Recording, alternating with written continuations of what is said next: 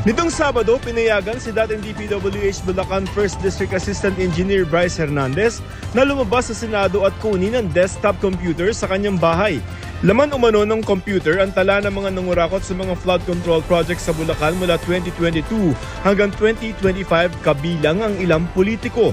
Doon po sa computer, doon sa mga proponents, may mga ilan-ilan na mga personalities. Yan sasabihin ko po, na meron pong mga senador, meron pong mga congressmen. Ayon sa abogado ni Hernandez na si Attorney Raymond Fortun, pinag-aagawan niya ang computer.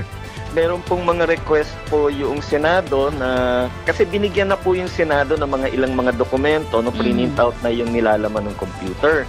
Ang problema, gusto nilang kunin yung buong computer.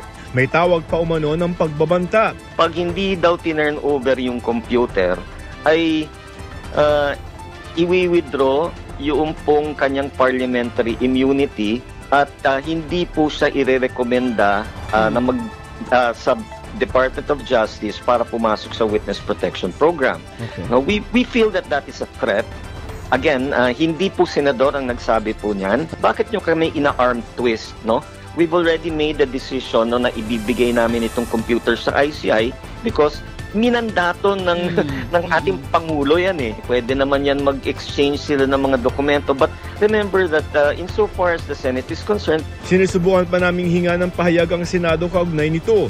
Pero sabi ni Senate Sergeant at Arms Retired General Mau Aplasca, hindi raw natuloy na ibigay ni Hernandez ang kanyang computer sa Blue Ribbon Committee dahil sa payo ng kanyang abogado. Nasa kustodiya pa rin ang kampo ni Hernandez ang computer. Sina Senate President Tito Soto III at Senate Blue Ribbon Committee Chairman Senator Panfilo Lacson ang ipinatawag ng Independent Commission for Infrastructure o ICI na nag-iimbestiga sa mga manumalyang flood control project. Very inquisitive. Bakit paano sila? Ay hindi, maraming tanong eh. All three commissioners, especially the chairperson. Hiningi raw ng ICI ang minutes ng meeting ng small committee na bumuo sa 2025 budget. The original sin is Congress.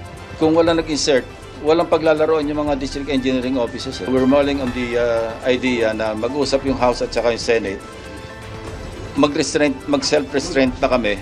Huwag kami mag-insert. Si Lacson nagsumite naman ng mga ebidensya ng mga modus sa likod ng mga manumalyang flood control project na una na niyang isinuwalat. Ayon kay Senador Soto at Lacson, ibibigay nila sa ICI ang lahat ng mga ebidensyang makakalap ng Senado kasama na yung mga ebidensyang ibinigay ni dating Bulacan Engineer Bryce Hernandez. Kinundi na naman ng chairman ng ICI na si retired Supreme Court Justice Andres Reyes Jr.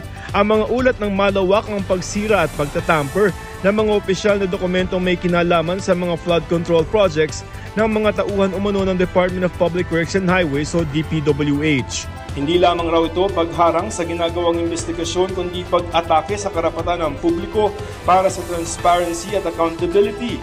Kinumpirma ni DPWH Secretary Vince Dizon na may nakialam sa mga dokumento sa DPWH Baguio District ayon sa report ni Special Advisor at Baguio Mayor Benjamin Magalong sa ICI. I have already issued a formal charge against Rene Zarate, the District Engineer of Baguio City, with an order for preventive suspension of 90 days. Noong Biyernes ay frinis ng Court of Appeals ang karagdagang 592 bank accounts ng mga personalidad na may kaugnayan sa mga flood control project.